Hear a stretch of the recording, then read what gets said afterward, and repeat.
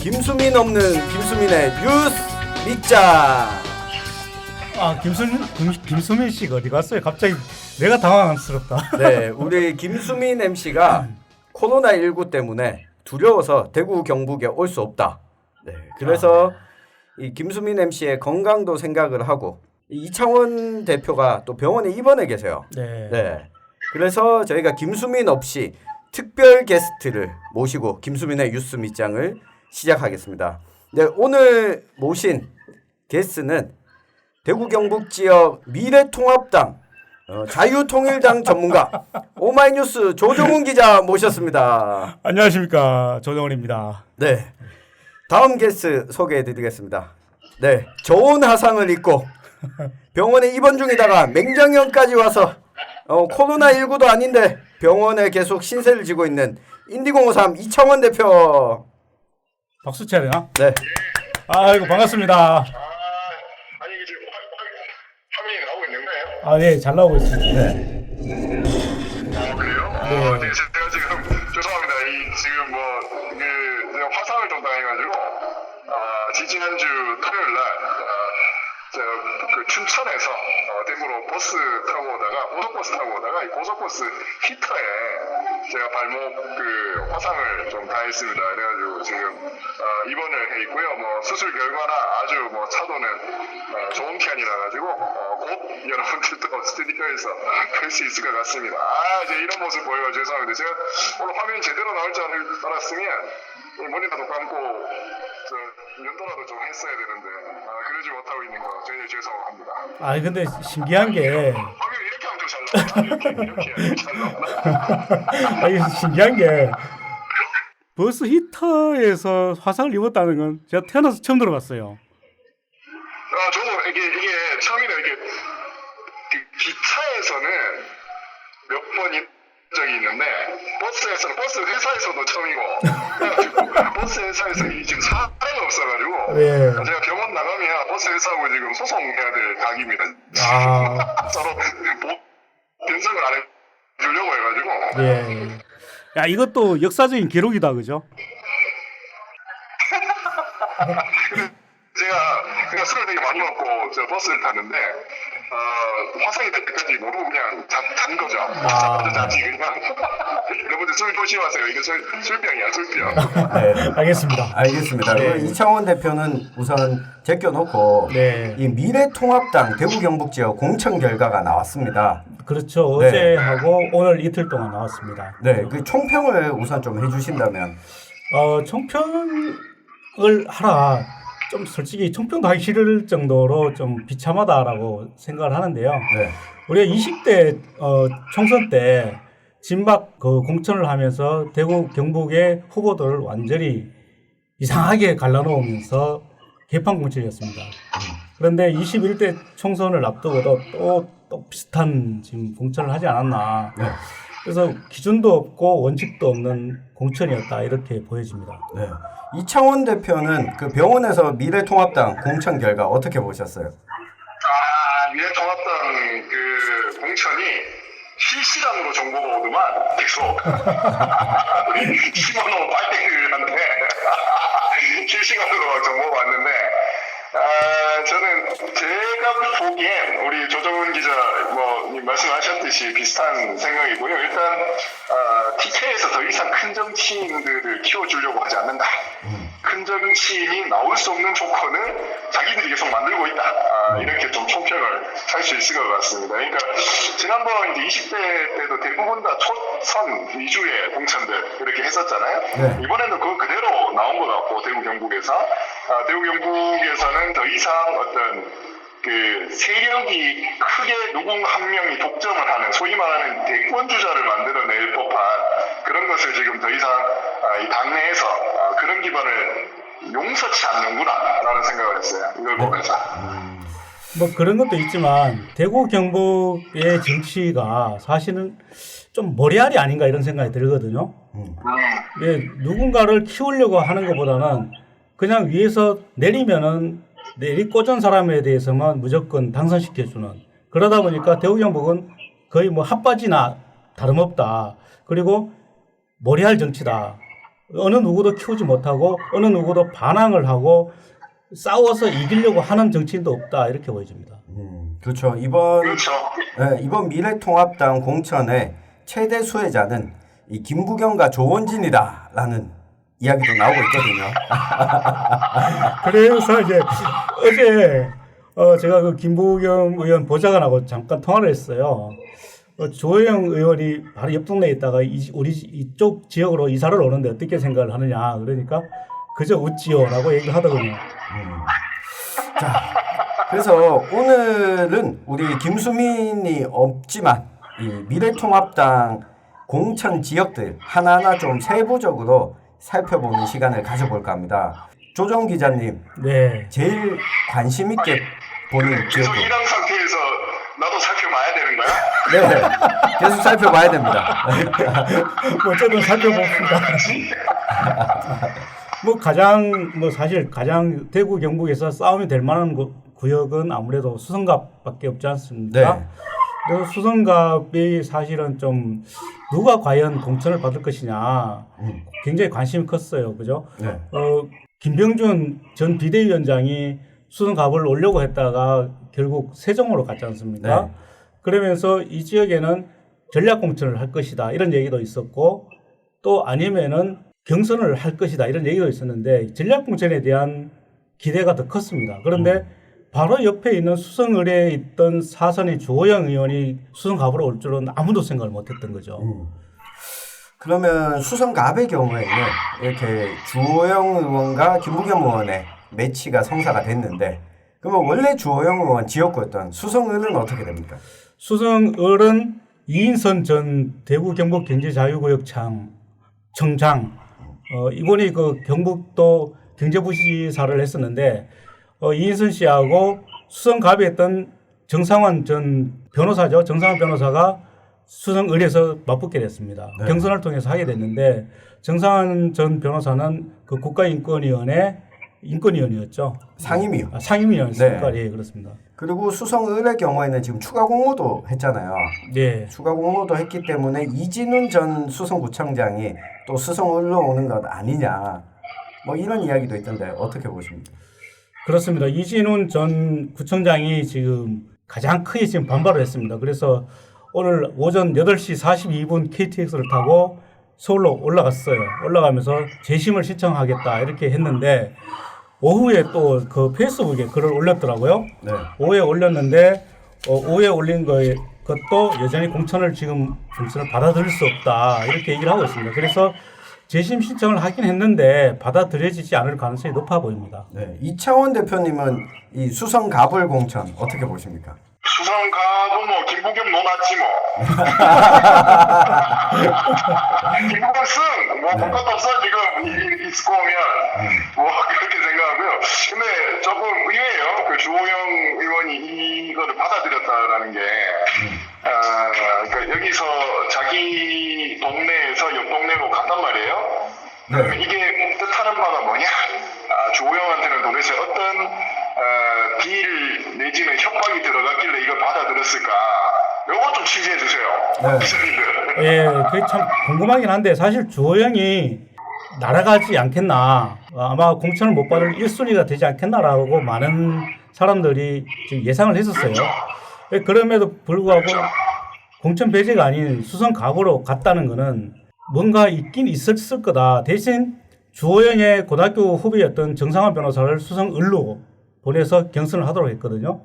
그래서 주호영과 김영호 공천위원장 간에 무슨 딜이 있기는 있었을 거다라는데 하루 이틀 사이니까 지금 거기까지는 아직까지 취재가 된 건 없습니다. 네. 근데 뭐 그런 이야기들은 계속해서 있어 왔어요. 그러니까 주호영 의원에게 김영호 위원장이 언지를 줬다. 수성갑으로 가면 살려주겠다. 대신에 수성을은 안 된다. 뭐 그런 이야기를 했다고는 하는데 뭐 진위 여부는 알 수 없고 다만 주호영 의원 입장에서도 본인의 정치 생명을 조금 거는 거죠. 정치적 수를 던진 거라고 보여져요. 지금 4선이잖아요. 4선이지만 존재감이 별로 없잖아요. 그렇죠. 사선이긴 하지만 사실 대구에서도 존재감이 없었고 중앙무대에서도 존재감이 없었기 때문에 이럴 경우에 오히려 조영 의원이라면 차라리 서울 가서 한번 던져보는 게 더 승부를 띄우기에는 좋지 않았나라는 생각을 하거든요. 네. 그게 본인으로서는 더 크게 성장할 수 있는 기회였는데 왜 수도권으로 가지 않고 바로 옆 동네로 갔을까? 참 의문입니다, 이게. 그럼 수성구만큼 관심사였던 동구로 한번 가보죠. 네, 동구로 가면 동구 먼저 갑으로 갈까요? 네. 동구갑이 지금 그 경선을 하게 됐습니다. 그죠? 유성걸 전 의원 그리고 이진숙 전 대전 MBC 사장, 네, 종군 기자. 예, 자칭 전공 기자, 뭐 MBC의 그 적폐라고 할 수 있는 두 사람의 경선을 하게 됐는데, 이 지역은 정종섭 의원이 사실은 이제 일찍부터 본인이 출마를 하지 않겠다라고 했었죠. 그래서 정종섭이 나오지 않는 이 지역에 과연 누가 올 것이냐라 이게 굉장히 궁금했는데 유성걸 의원하고 이진숙 의원이 경선을 하는 걸 봤을 때 이진숙을 주기 위한 꼼수가 아니냐 이런 생각도 들거든요. 유성걸 의원과 이진숙 전 대전 MBC 사장의 경선 붙으면 이진숙이 유리하다 이렇게 보시는 건가요? 아무래도 그 유성걸 전 의원이 그 유승민 의원과 같이 예전에 그 정당을 같이 했다가 다시 들어왔게요. 예, 네. 그렇죠. 바른정당을 했다가 다시 들어왔기 때문에 그동안 또 유성걸 전 의원을 받아주지 않으려고 그때 자유한국당이었죠. 자유한국당에 그 공천 재입당 원서를 냈는데 입당을 받아주지 않았단 말이에요. 그러다가 막판에 받아줬거든요. 막판에 받아줬고 굉장히 힘겹게 여기까지 왔어요. 유성걸 의원은. 그런데 이진숙 후보는 자연스럽게 와서 별로 이렇게 예비 후보로서 활동도 하지 않았는데 경선에 둘 사이에 넣었다는 거는 유성걸보다는 이진숙 쪽에 좀 무게감이 실려 있지 않나 이렇게 보는 거죠. 그렇죠. 이 정치 신인 가산점도 있고, 그럼요. 여성 가산점도 있고. 예, 그렇죠. 네. 그러면 한 40% 50% 가까이 되나요? 네, 그 정도 가져가게 되죠. 이창원 대표는 여기 동구갑 어떻게 보십니까? 아니 나는 저기 오늘 네. 한 5분만 대충 근황 이야기하고 아프니까 다음에 봐요. 빨리 이거 하고 끝내기로 했잖아. 나 여기 지금 병원 휴게실인데 옆에 우리 어머님들 나 이상한 사람처럼 쳐다봐요. 스피커폰으로 지금 그래서 이진숙이었더니 지금 유성근이었더니 뭐하고 있는 거야. 빨리 보내줘. 알겠습니다. 예. 그러면 이창원 대표한테 마지막 질문 하나 드리고 보내드릴게요. 예. 네, 대구 경북 지역의 미래통합당 공천 결과를 보고 나니 이 TK 지역의 선거 결과, 총선 결과 어떻게 나올 것 같습니까? 총선 결과요? 네. 좀 붙어볼 만한 사람들이 생긴 것 같아요. 민주당 입장에서는. 네. 그러니까 지금 총체적으로 봤었을 때 네. 지금부터라도 코로나 사태를 되게 잘 극복을 하고 네. 그리고 전국 주도권을 그 비례 정당 뭐 이런 걸로 헛다리 짚지 말고 제대로 좀 이슈 파이팅을 좀 해나간다면 대구에서나 경북에서 파란이 일 수도 있을 것 같다 라는 생각이 좀 듭니다. 특히 대구 같은 경우에는 저는 달서갑 지역 그렇죠. 이제 뭐 우리 방송에서도 나왔던 이 권태큰 네. 후보 상당히 유리해졌다라고 생각을 해요. 그렇죠. 그리고 네, 북구 갑은 지금 민주당에서 후보가 없잖아요. 네. 여기에 굉장히 전략 공천을 좀 잘 해서 네. 누군가가 한 명 선수가 나온다라고 하면 여기도 좀 붙어볼 만해졌다. 네, 맞습니다. 라는 생각이 좀 들고요. 중남구도 확산도가 또 됐단 말이야. 네. 여기도 우리 동네인데 여기가 중남구가 민주당 바람이 조금 불면 이재용 후보가 기본 25% 30%는 그래도 먹고 들어가는 후보거든요. 그렇죠. 대구에서는. 네. 여기에서도 조금 또 파란이 한번 있을 것 같다라는 생각이 좀 들고 경북에서도 비슷합니다. 뭐 경북 조금 있다가 우리 또 조정 기자님 말씀해 주시겠지만 일단 구미을 네. 같은 경우 김영건 후보도 한번 도전해 볼 만해졌다라는 생각이 들고 특히 그 칠성고 네. 최고고령 성주.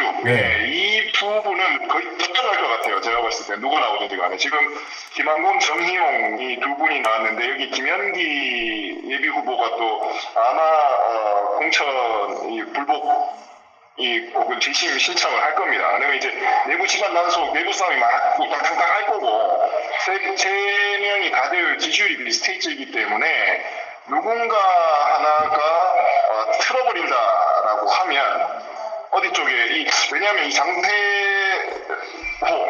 장세호 후보가 이 색깔이 딱 민주당 색깔은 아니거든요. 그러니까 누구하고도 손잡을 수 있는 그런 사람이기 때문에 누군가는 좀 틀어버린다라고 하면 상당히 재밌는 게임이 여기에서도 있을 수 있을 것 같다라는 생각이 들고요.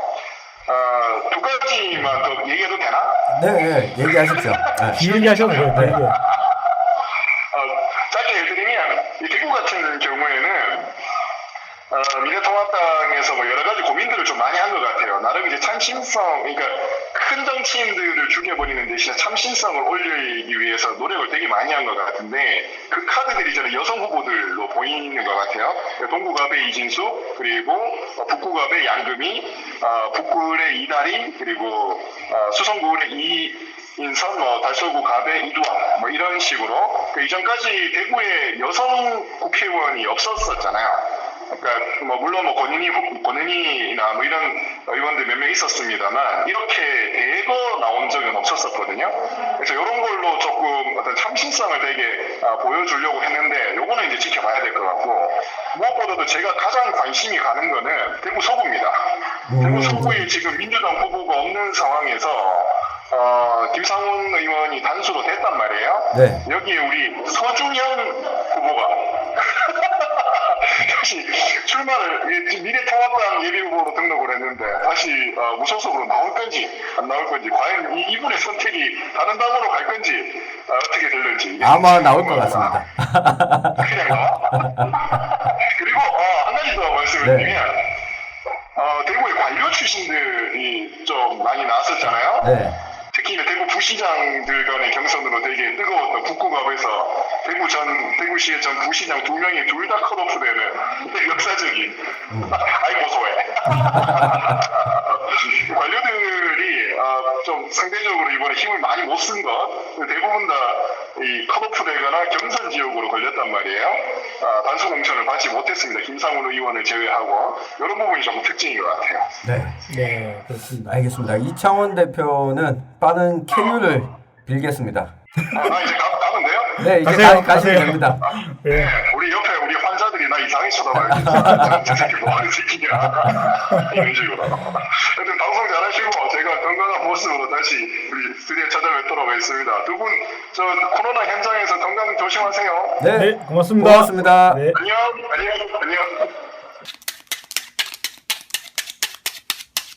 다당제와 선거제도 2030년을 향한 정치개혁 가이드북 김수민 저 책이 나왔습니다. 이북이고요.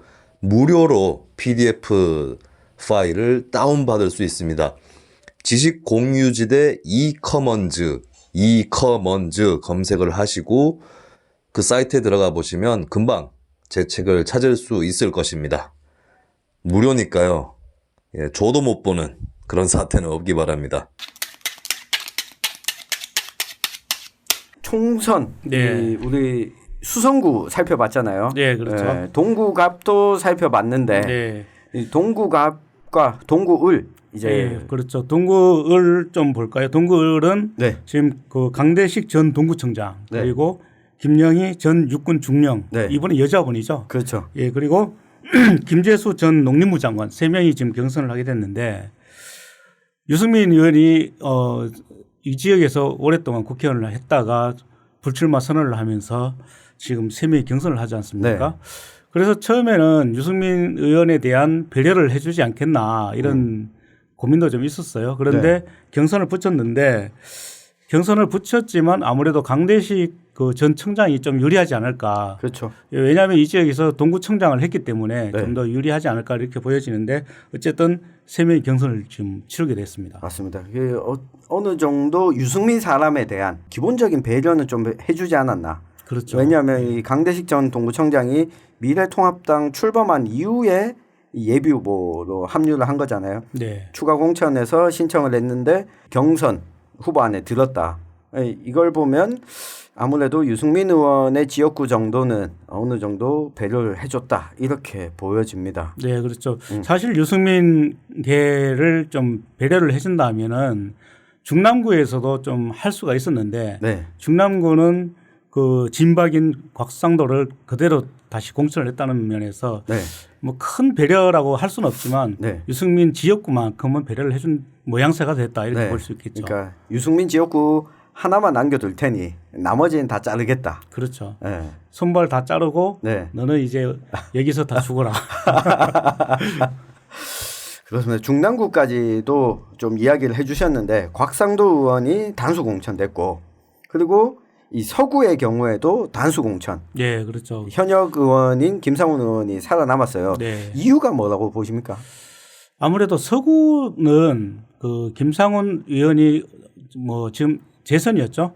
네. 재선을 할 동안 굉장히 좀 탄탄하게 지역구를 관리한 게 있었고 또 김상훈 의원이 그 본인이 좀 튀는 정치인이 아닙니다. 그러다 보니까 좀 그 점잖은 면에서 좀 점수를 받지 않았나 이렇게 보여지고요. 막말을 안 했다. 그렇죠. 네. 예.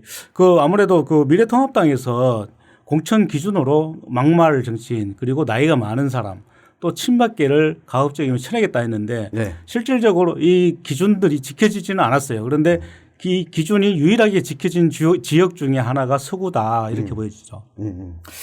그러면 서구는 그런데 이 곽상도 의원은 왜 공천을 받았다고 보십니까? 이 중구 남구 지역은 민주화 이후에 국회의원 선거에서 단 한 번도 재선 의원이 나온 적이 없던 곳이었잖아요. 그렇죠. 네. 예. 그런데 이제 곽상도 의원이 뭐 낙점을 받은 가장 큰 이유는 아무래도 청와대를 향해서 가장 공격을 많이 하지 않았나. 그래서 공격수로서 한 명 정도는 줘야 되지 않겠나라고 본 것 같아요. 아, 이게 청와대 특히 문재인 대통령의 딸 문다혜 씨에 대한 그렇죠. 공격을 적극적으로 했었죠. 네. 그러면서 중구 남구에 출마를 했었던 권영진의 사람들. 예, 권영진의 사람 2명이었죠. 장원영 전 그 소통특보였나요? 네. 장원영 전 소통특보하고 또 도건우 전 대구경북경제자유구역청장 네. 두 사람이었는데 권영진 시장의 소통특보인 장원영 후보가 뒤늦게 뛰어들었어요. 그리고 도건우 후보가 일찌감치 이 지역을 지금 틀을 잡고 준비를 했었는데 장원영 후보가 뛰어들면서 권영진의 힘은 장원영한테 실어주는 게 아니었나 이렇게 생각을 했었거든요. 그럼에도 불구하고 그 두 사람이 다 탈락을 하고 곽상도가 다시 공천을 받았다는 것은 권영진의 힘이 중앙정부에까지는 아직 미치지 못했다 이렇게 보여지는 것 같습니다. 중앙당에서도 크게 존재감이 없다. 그렇죠. 네. 지금 권영진 대구시장이 코로나 사태로 상당히 지금 고생을 많이 하고 있잖아요. 예, 요즘은 뭐 워낙 그 어렵다 보니까 뭐 여러 번 울먹거리기도 하고 네. 좀 눈물도 보이기도 했는데 아마 본인 사람들도 챙길 겨를이 없지 않았을까. 그렇죠. 네. 예. 근데 그런 걸 보면 이 권영진 시장이 이건 좀 가외지만 네. 작년부터 좀 잘 안 풀리고 있다 이렇게 보여지는데 네. 작년에 대구시청을 이전하기 위해서 투표를 했는데 결국은 본인이 가고자 했던 곳이 아닌 다른 곳으로 가게 됐잖아요. 네. 그리고 또 하나는 그 대구공항을 이전해서 결정을 하기로 했는데 네. 이것도 지금 마음대로 안 되고 있습니다. 지금 사실상 올 수독이 됐죠. 그렇죠. 네. 거기에 지금 코로나19가 이렇게 발생을 하면서 지금 아무것도 할 수 없는 이런 입장이 됐거든요. 이 상황에서 자기 식구를 챙기는 것도 더 힘들었겠죠. 그렇죠. 또 단수 공천 받은 곳을 좀 살펴보면 의외였던 지역이 있습니다. 네, 그렇죠. 네, 달서구 을 예, 윤재욱 의원이 크게 존재감이 없어서 애초에는 그 소위 말하면 살생부 찌라시에 이름이 많이 오락내락 했었잖아요. 그렇죠. 주호영 다음으로 윤재욱이다 이렇게 뭐 얘기가 많이 있었는데 네. 사실 윤재욱도 그 친박입니다. 네. 예전에 그 20대 총선 때 20대 때 최경환 그 전 의원이 그 윤재욱 의원에게 최경환 의원이 자기 부인을 시켜서 떡을 갖다 준 적이 있어요. 예, 공천이 확정되기 전에 네. 그 선거사무소 개소식을 할 때 떡을 갖다 주면서 친분을 과시를 했었고 친박이라는 걸 의도적으로 표현을 했었어요. 그래서 이번에도 그 친박을 그 공천에서 배제를 한다면은 윤재욱도 떨어지지 않겠나. 그리고 또 윤재욱 의원이 그 예전에 자유한국당 그 최고위원 경선에서 꼴등을 했거든요. 예, 그렇죠. 그래서 뭐 그 대구 경북이 자유한국당 당원이 제일 많은데 그럼에도 불구하고 꼴등을 했다면은 그만큼 본인에 대한 그 관리를 못했다. 이렇게 봤을 때 이번에는 공천을 받지 못할 것이라고 모두가 예상을 했었어요. 그런데 의외였다 이렇게 볼 수 있는 거죠. 그러니까 이런 측면에서 보면 아까 우리 조 기자님이 이야기하셨던 것 중에 공천 과정에서 막말 정치인을 좀 배제하고 상대적으로는 막말을 하지 않았던 조금 몸을 사리고 있었던 네, 그렇죠. 이 현역 의원들은 좀 살려준 게 아닌가. 윤재욱 의원도 존재감이 없었다고 하지만 한편으로는 막말도 하지 않았잖아요. 네, 그렇죠. 예. 네. 그리고 달성군의 추경호 의원도 살아남았습니다. 네, 역시 추경호 의원 역시 진박이었죠. 네. 예, 진박이었기 때문에 추경호 의원은 그렇지만 충분히 살아남을 거라고 예상을 했었어요. 왜냐하면은 그 자유한국당 당대표인 황교안 대표의 네. 측근으로 분류가 돼서 굉장히 추경호 의원은 뭐 계속 승승장구할 거다 이런 얘기가 있었는데 역시 살아남았던 거죠. 자, 그러면 이렇게 단수 공천된 지역들 보면 대구에 자유한국당 소속 의원들이 9명이 있었잖아요. 네. 이 9명 중에 상대적으로 대구 지역은 많이 살아남은 것 같아요. 예, 그렇죠. 곽상도, 김상훈, 추경호, 윤재호 그리고 주호영 의원까지 포함하면 5명이 살았습니다. 5명이 살았고 4명만 이제 교체하게 된 거잖아요. 자, 그러면 경선 지역 중에 우리가 안 살펴본 지역 중에 북구을. 예. 네. 북구을은 지금 권호성 전 의정부 지금 고양지청장 이분도 정통 공안통이죠. 네. 예, 공안통이고 그리고 김승수 전 대구시 그 행정부시장 네. 그리고 이다리 전 그 한나라당 대구시당 사무처장 네. 3명이 경선을 하게 됐습니다. 아, 이 지역구는 또 현역 의원이 더불어민주당의 홍일학 의원이잖아요. 그렇죠. 이 홍일학 의원 입장에서 보면 이런 결과가 어떻게 보이십니까? 홍일학 의원 입장에서는 어느 누가 오더라도 사실은 이 지역구는 좀 네. 버거운 지역은 맞아요. 예전에 홍일학 의원이 그 당선됐을 때는 무소속으로 나왔었고 그 이 지역에 그 예비 후보가 11명이가 됐었어요. 네. 근데 그 11명 중에서 아무도 공천을 하지 않았고 옆 지역구인 북구 갑에 있는 후보를 데려다가 공천을 줬거든요. 그래서 북구에 있는 주민들이 강하게 반발을 했었고 그 반발의 여파가 홍일학 의원의 당선에 상당히 일조를 했다고 봅니다. 그런데 지금은 어쨌든 이 지역구에서 출마를 하려고 했던 세 사람 중에 공천을 하겠다, 경선을 해서 하겠다라고 하니까 누가 되더라도 상당히 버거운 상대는 맞다. 하지만 홍일학 의원이 지역구 관리를 굉장히 잘하기 때문에 그거는 앞으로 이제 두고 봐야 될 일입니다. 네. 그리고 이 공천의 경선에서 배제된 우리 조 기자님과 아주 친분이 깊으신 분 있잖아요. 예. 네. 뭐 저하고 뭐 친분이 깊은 사람들이 다 친분이 있는 사람들입니다. 네. 주성영 전 의원. 예, 주성영 어떨 것 전 같습니까? 의원은 아직까지는 입장 발표를 하지 않고 있는데 아마 이번이 마지막 정치 인생이 아니었나라고 생각이 되는데요. 꽤 포기하기는 어려울 것 같습니다. 그래서 지금 본인이 굉장히 고심하고 있을 것 같은데요. 아마 재심 신청을 하지 않을까 이렇게 보여집니다.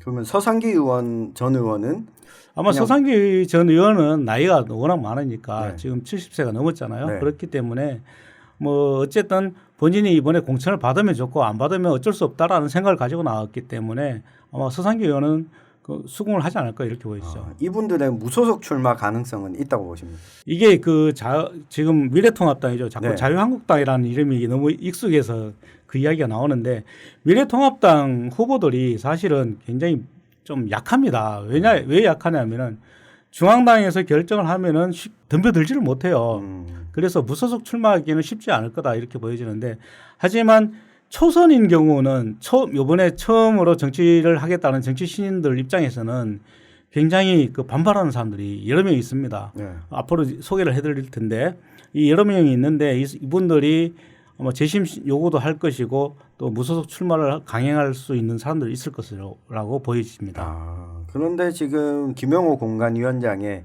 자세와 태도를 보면 재심 신청을 한다고 해서 이 재심을 넙죽 받아줄 것 같지는 않아 보이잖아요. 그렇죠. 뭐 네. 꼭 이 대구 경북 지역뿐만 아니라 다른 지역에서도 마찬가지일 겁니다. 재심 네. 신청을 한다고 해서 받아준다면은 지금의 공천 원칙이 무너지기 때문에 전혀 받아주지 않을 것이다 이렇게 보여지죠.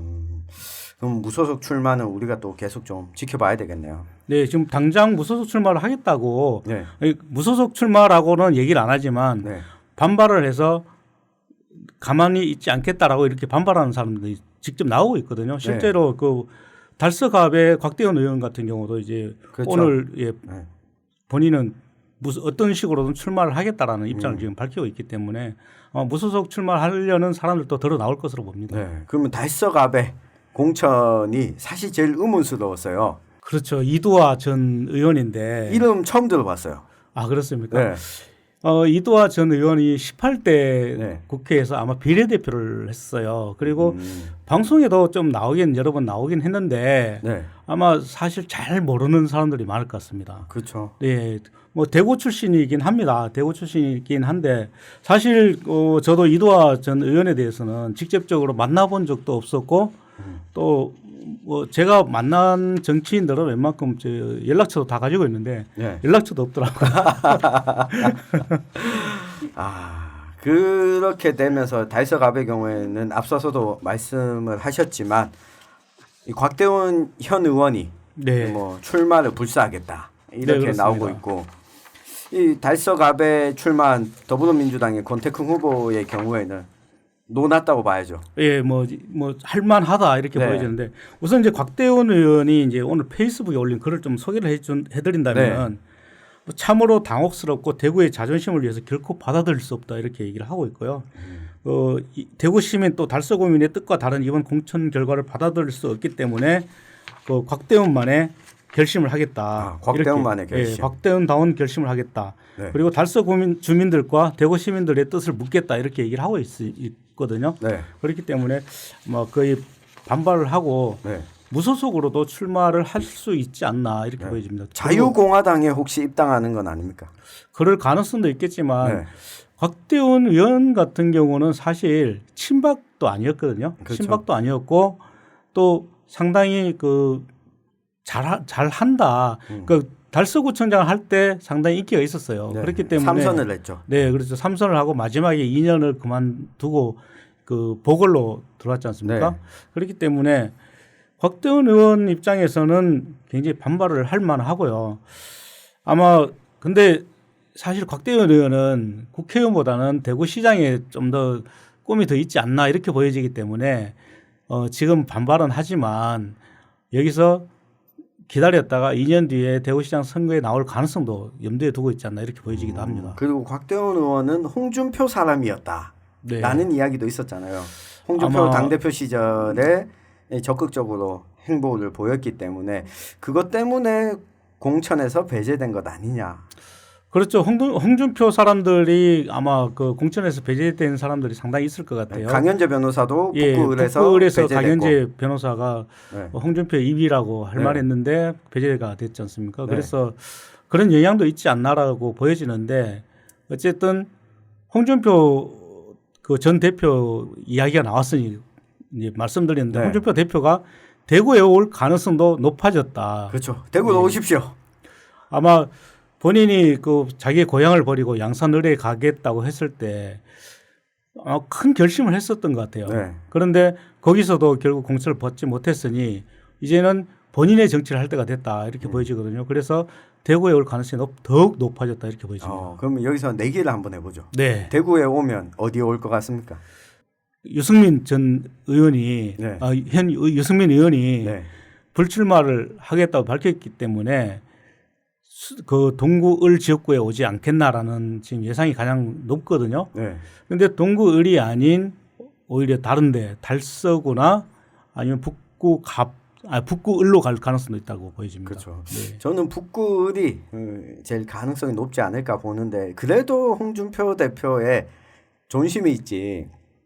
현역이 미래통합당 의원이 현역인 지역구에 가서 선거를 붙는 거는 좀 자존심 상한 얘기고 홍일학 의원 집안 사람이지만 한판 붙어서 의석을 빼앗아 오겠다. 이 정도는 돼야 홍준표 대표가 무소속 출마도 할 수 있는 명분이 되지 않을까.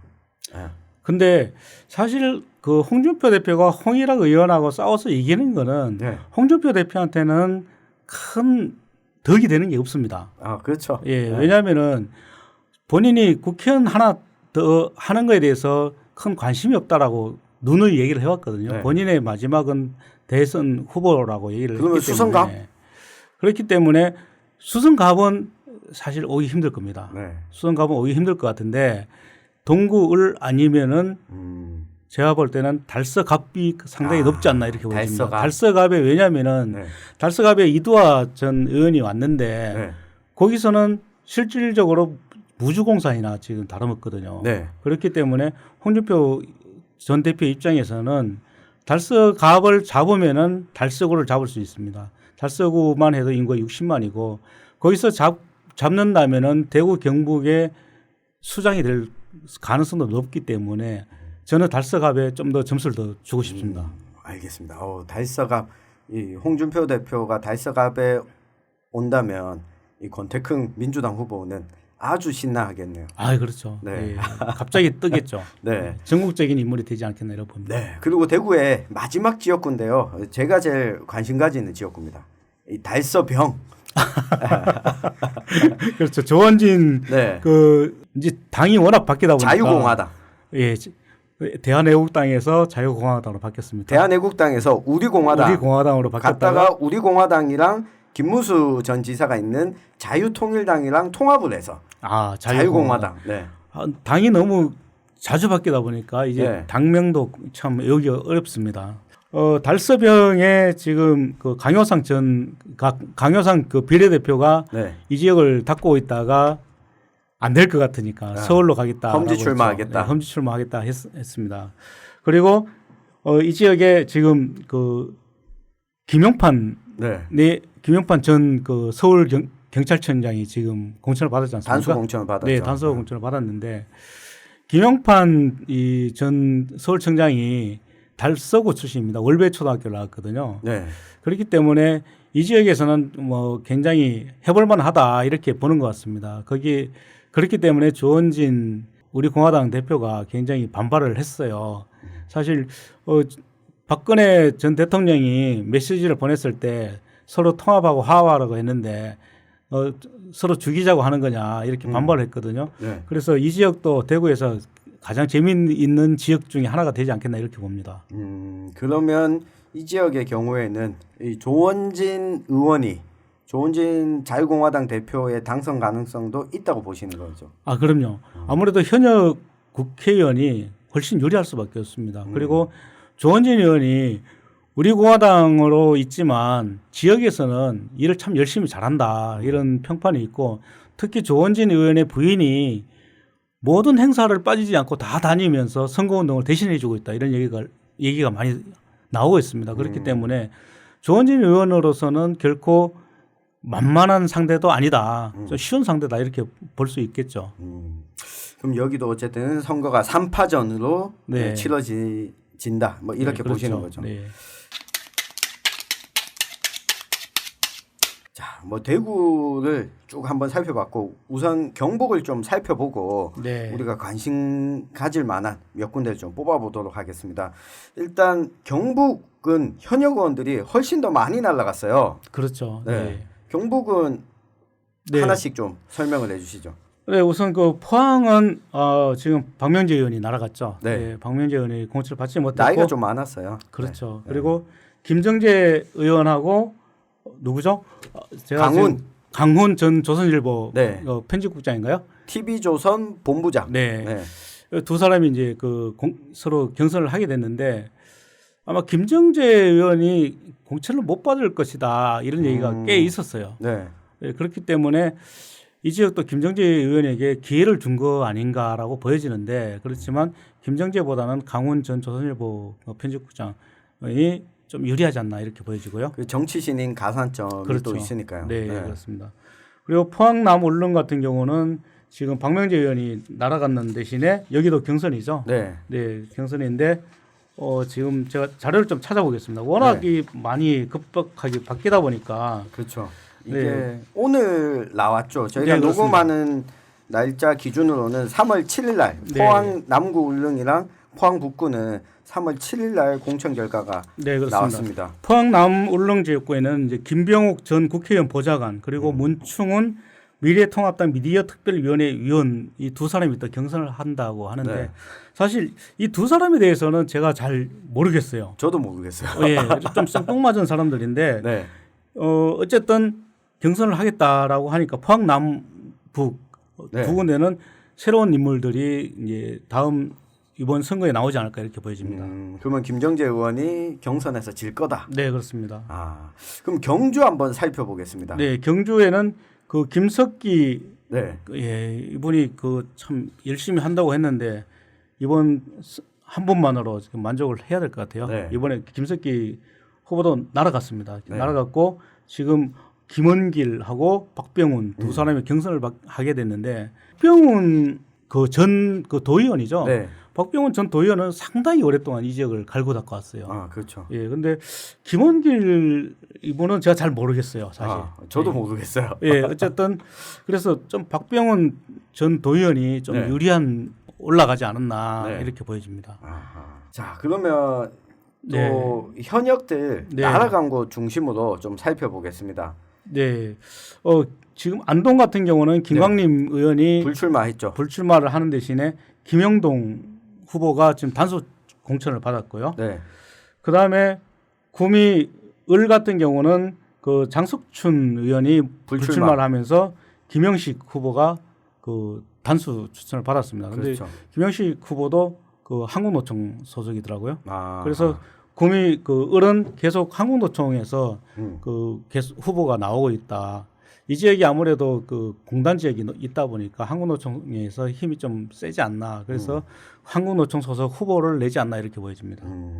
이 지역은 또 특히 아까 그 이창원 대표가 얘기했다시피 김영권 네. 의원이 열심히 뛰고 있기 때문에 그렇죠. 아마 경북에서는 가장 그 치열한 선거구가 되지 않나 이렇게 보여지죠. 네. 김영권 의원 입장에서는 현역인 장석춘 의원이 불출마하고 네. 그리고 또 여기에서 좀 지역을 오래 갈고 닦았던 지금 예비 후보들이 다 배제되고 네. 단수 추천 받은 인물이 공천이 됐기 때문에 선거를 치르는 데는 좀 유리하지 않을까 이렇게 보여지고요. 네. 그리고 또 불출마 선언했던 영주 문경 예천. 예, 최결 네. 예, 그 스트릿바.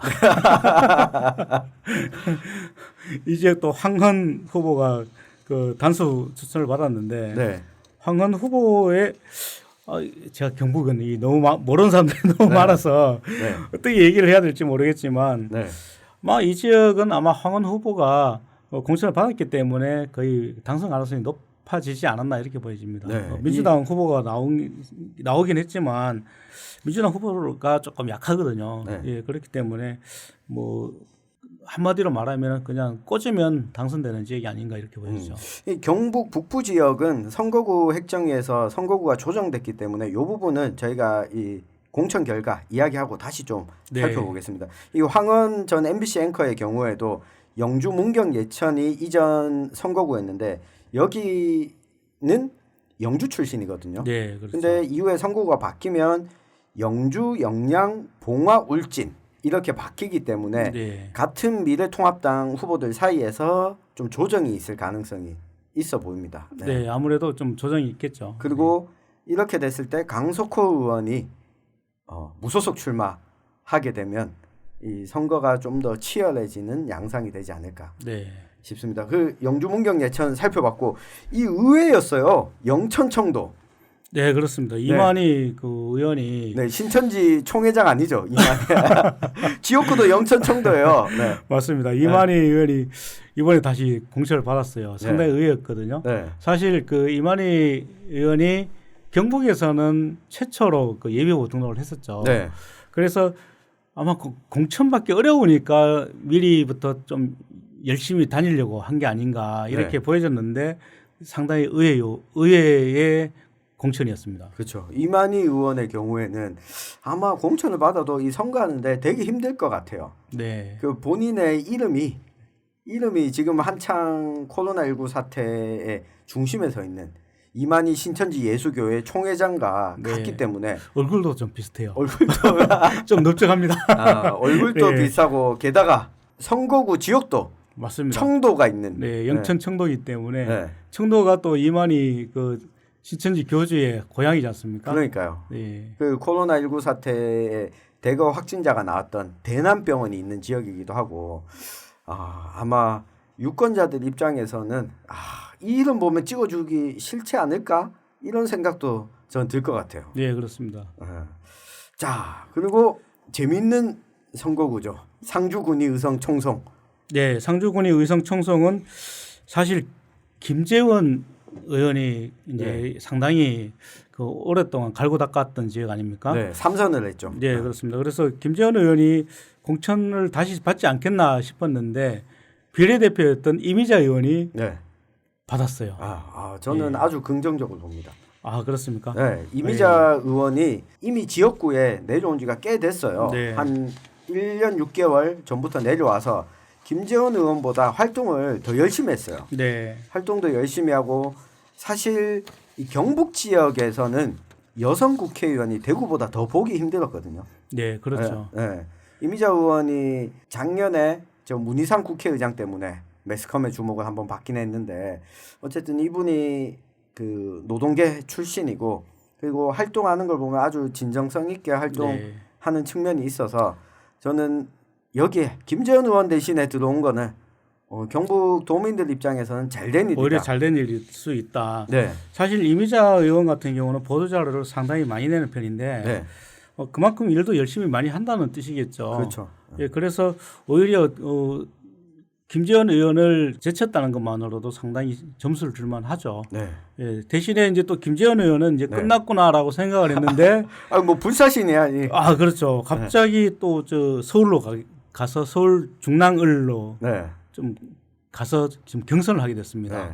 그래서 여기서는 또 윤상일 전 국회의원하고 경선을 하겠다라고 하는데 네. 경선 결과는 참 기다려집니다. 네. 예. 김재원 의원은 제 생각에는 살아남을 것 같아요. 그래요? 여기가 지금 3선을 하게 된 것도 3선째가 재보궐로 됐잖아요. 그렇죠. 원래 군의의성 총송 지역구에서 재선 의원을 했고 근데 상주가 합쳐지는 바람에 여기에서 공천을 못 받고 배제가 됐는데 상주의 김영태였나 의원이 예. 이 공선법 위반으로 의원직 상실되면서 재보궐선거에 다시 공천을 받아서 이 상당수의 상주 후보들과 1대 다수 대결을 펼치면서 결국 3선을 했잖아요. 네, 그렇죠. 김재원도 그 상당히 그 친박인데 대신 친박이면서도 좀 얄밉게 막말을 잘하는 네, 의원 술도 중에 한 마시고. 명이었죠. 네, 그렇죠. 예. 네, 그러면 경산 우리 동대구역에서 할복하겠다라고 하시는 분이 예. 빵에 계셔가지고 공석이 된 네, 그렇죠. 네, 이 경북 경산 어떻게 나왔나요? 예, 경사는 지금 윤두현 전 청와대 홍보수석. 홍보수석의 MB 정부 때 청와대 홍보수석이었죠. 네, 예, 윤두현 전 홍보수석하고 조지현 후보하고 경선을 하게 됐습니다. 조지현 후보가 누구죠? 조지현 후보 누군지 모릅니다. 모르세요. 네. 우리가 모르는 거는 또 다음에 네. 좀 더 공부를 해가지고 인물들 좀 더 소개를 해드리겠습니다. 그러니까 이게 좀 이런 게 있어요. 예. 아예 누군지 모르는 그렇죠. 심지어 우리 지역 언론인들이 이름도 들어본 적 없는 이런 사람들이 경선 후보나 아니면 다수 추천에 많이 꽂혀 있잖아요. 네, 그렇죠. 이것 때문에 미래통합당 지지자들 가운데서도 좀 배신감을 느끼는 분들이 많이 있어요.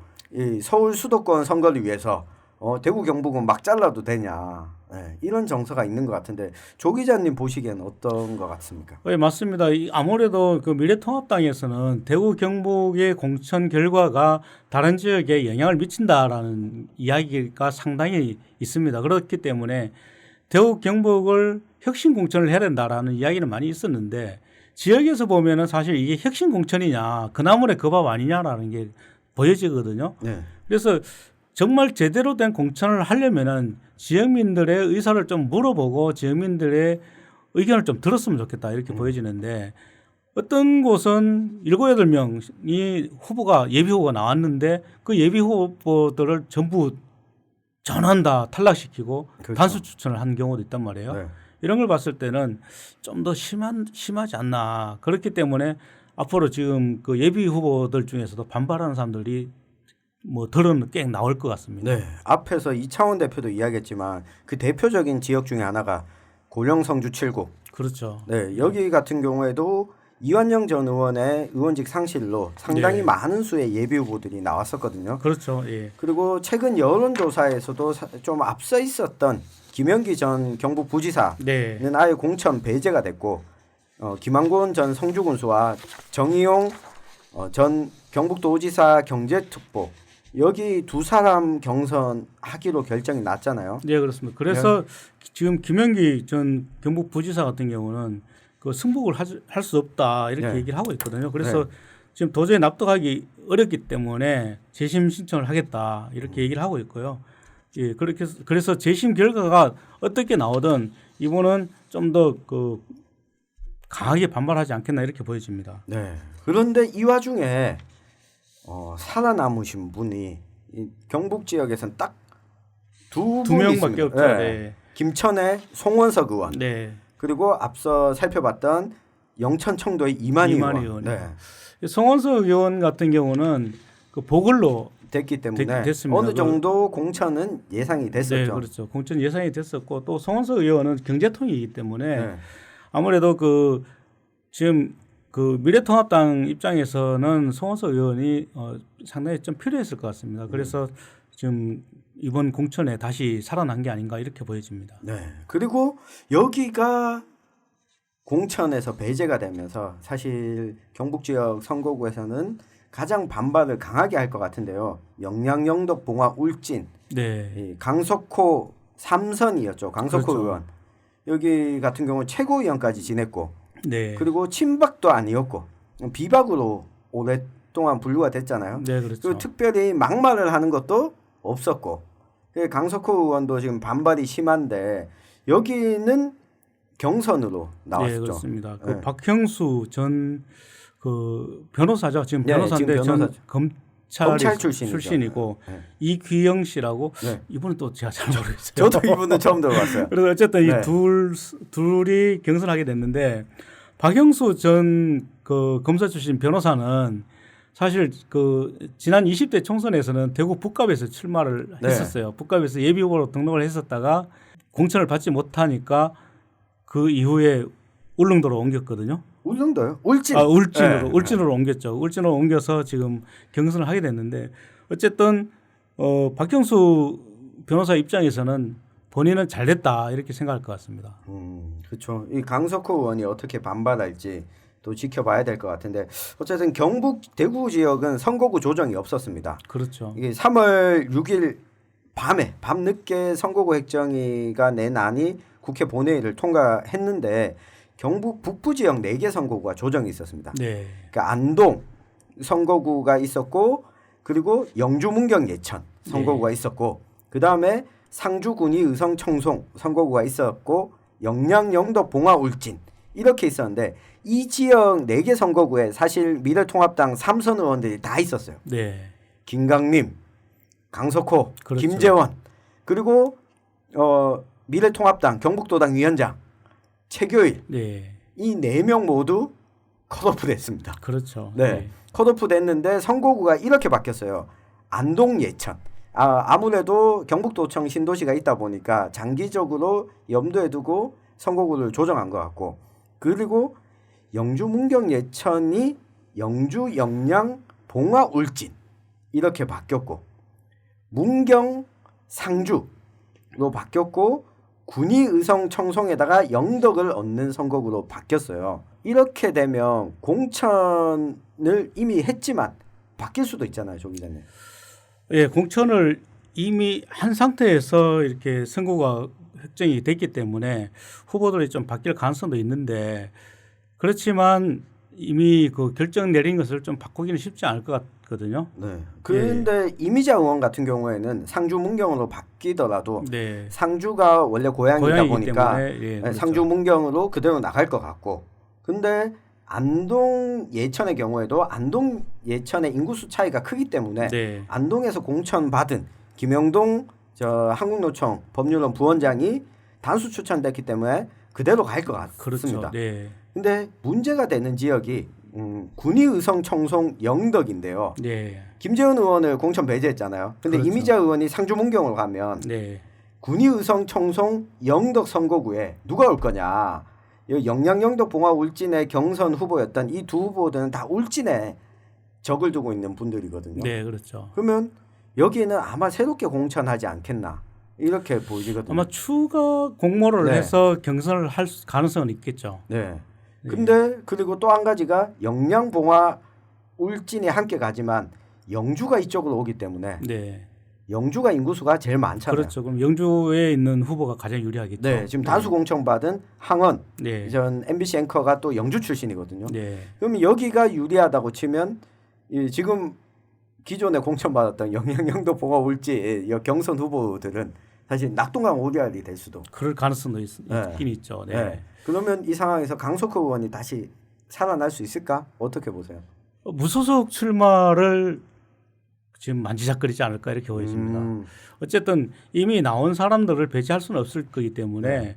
강석호 의원 입장에서는 본인이 무소속으로 나오더라도 충분히 승산이 있다 이렇게 생각할 가능성이 높거든요. 그리고 한번 공천 배제됐는데 쪽팔렸는데 그래도 내가 삼선까지 하고 내가 그렇죠. 돈이 없는 것도 아니고 가오가 없는 것도 아니고 특히 언론도 가지고 있습니다. 아 맞아요. 네. 언론도 가지고 있고 학교도 가지고 있고. 그럼요. 네. 예.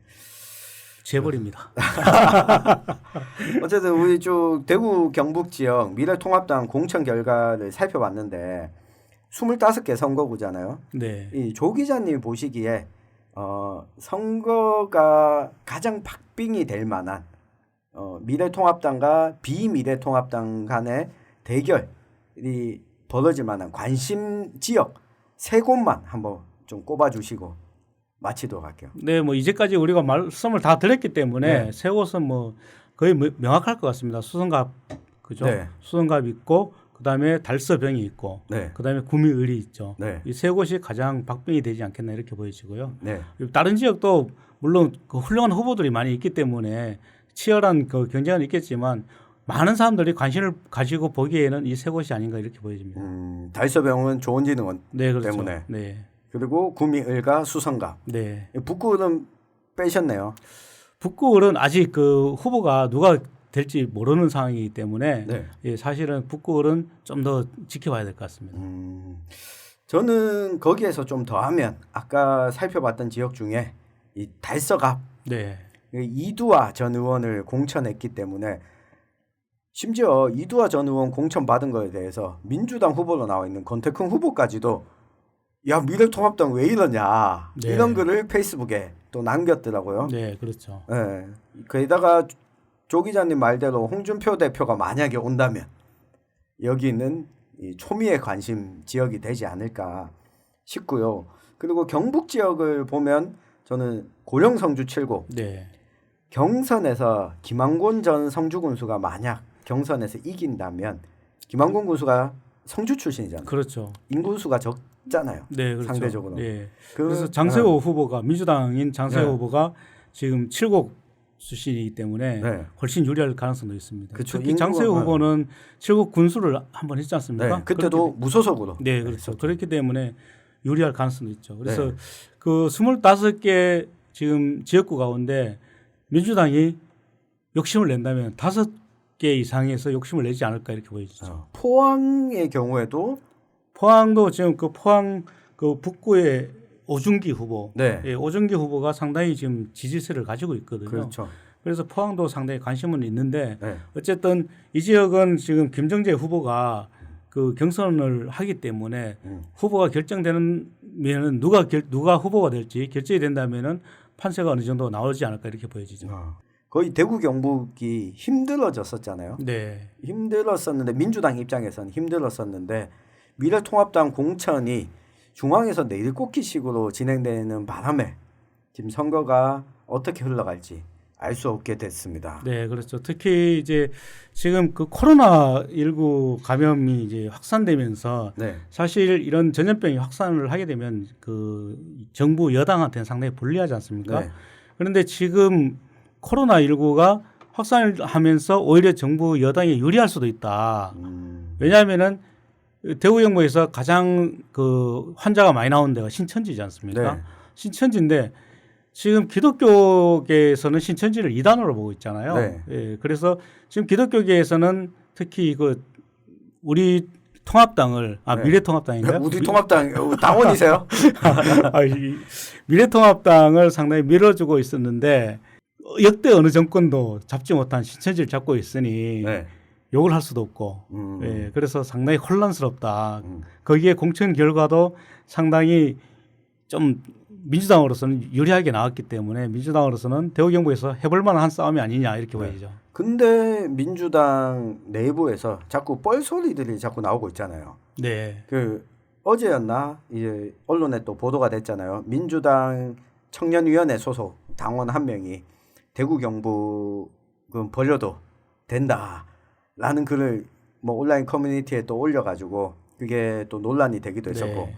그리고 민주당 친민주당 지지층으로 분류가 되는 방송인 김어준 씨가 이 코로나 사태는 대구 사태다, 신천지 사태다 이렇게 또 대구 경북 지역을 부글부글 끓게 만드는 네. 이 발언들을 하는 이 친여인사들이 결국 대구 경북 선거를 어렵게 만드는 게 아닐까 걱정도 듭니다. 특히 그렇죠. 김부겸 의원 입장에서 얼마나 애가 타겠습니까? 네, 그렇죠. 예. 예전에 그 정동영 그 의원이 네. 대선 후보 나왔을 때 노인들께서는 집에서 쉬셔도 된다 이런 말 한마디 그 대구 했다가 와서 했잖아요. 그렇죠. 네. 그 말 한마디 때문에 대패를 했지 않습니까? 네. 그렇기 때문에 어쨌든 선거를 앞두고 누구나 다 입조심을 해야 되겠죠. 특히 정치인들이라면은 여야를 떠나서 말조심을 하는 게 예의가 아닌가 이렇게 보여지고요. 네. 예, 또 국민들을 위해서도 서로 싸우기보다는 말 한마디라도 이렇게 힘들 때 국민들을 위로하는 말 한마디가 더 중요하지 않겠습니까? 그렇죠. 네. 그래서 막말했던 후보들은 다 날라갔잖아요. 네, 그렇죠. 정태욱 의원, 네, 이부망천이라고 했다가 날아갔죠. 네. 그리고 동구갑의 예비후보 나왔던 김승동 예비후보, 네. 문재인 패령 네. 이야기하셨던. 자, 이 대구 경북 지역 선거 결과를 공천 상황을 좀 살펴봤는데요. 앞으로 종종 매주 네. 우리 조정훈 기자님 모시고 매주입니까? 네, 조정훈 기자가 미래통합당, 자유공화당 이 전문가지 않습니까? 근데 전문가인데 아직 당명 이름도 제대로 헷갈려서 잘 기억이 잘 안 날 정도로 너무 헷갈립니다. 네. 그래서 다음에 나올 때는 당명부터 좀 잘 외우고 나오겠습니다. 네. 그 코로나19 사태로 대구 경북에 확진자가 계속 많이 발생하고 있어서 힘든데요. 이 정치가 시민들에게 희망과 꿈을 주지 못할 망정 계속해서 좀 민폐만 끼치고 있는 게 아닐까 싶습니다. 안철수 국민의당 대표가 지금 대구 동산병원에 와서 지금 일주일 가량 의료 봉사를 계속 하고 있습니다. 네, 그렇죠. 네. 땀을 이렇게 그 보호복을 입고 일을 하고 나오면서 옷이 땀에 흠뻑 젖은 그런 네. 사진을 봤는데 상당히 뭉클하더라고요. 네. 정치인은 이렇게 말이 아닌 행동으로 보여주는 게 오히려 네. 더 필요하지 않나 이렇게 보여지죠. 그렇죠. 그런 정치가 될 수 있도록 우리 유스 밑장도 더 노력하겠습니다. 다음번에는 김수민과 이창원을 다 모시고 여러분들을 만나 뵙도록 하겠습니다. 자, 마지막 인사는 여전히 똑같이 기억하시나요? 잘 기억이 안 나는데요. 아수라 발발타. 제가 머리가 상당히 네. 머리가 빠져서 그런 것 같습니다. 자, 다음 주에 또 뵙겠습니다. 아수라 발발타.